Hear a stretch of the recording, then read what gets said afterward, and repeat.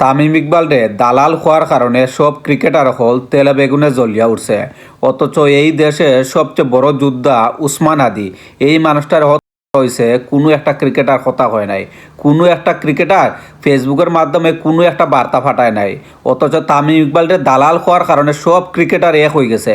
যেই মানুষটা আজকে তামিম ইকবালের পক্ষ লইয়া কথা কইর, এই মানুষটা হয়েছে গিয়ে এই দেশের সবচেয়ে বড় দুশ্মন। কারণ তামিম ইকবালে এমন কথা কইছে, এটা অবশ্যই আমরা দেশের সাধারণ মানুষের আঘাত দেওয়ার মতো। তামিম ইকবাল যে কথাটা কইছে, এই কথার মানে একটা জিনিসই বোঝায় যে আমরা ভারতের তেল মারতাম।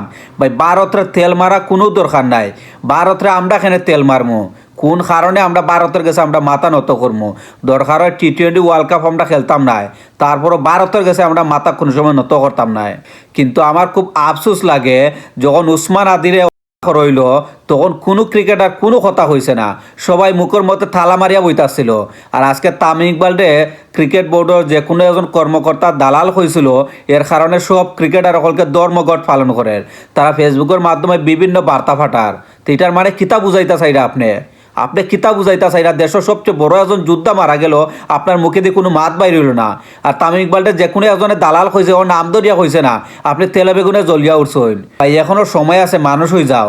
আমরা আপনারা বিশ্বাস করি, আপনারা ক্রিকেট খেলেন, আপনারা আমরা সাপোর্ট করি, কিন্তু আপনারা এভাবে আমরা লগে গাদ্দারি করেন না জানো। গাদ্দারি কিন্তু ভাই আমরা বাংলাদেশের মানুষের সহ্য করতাম না।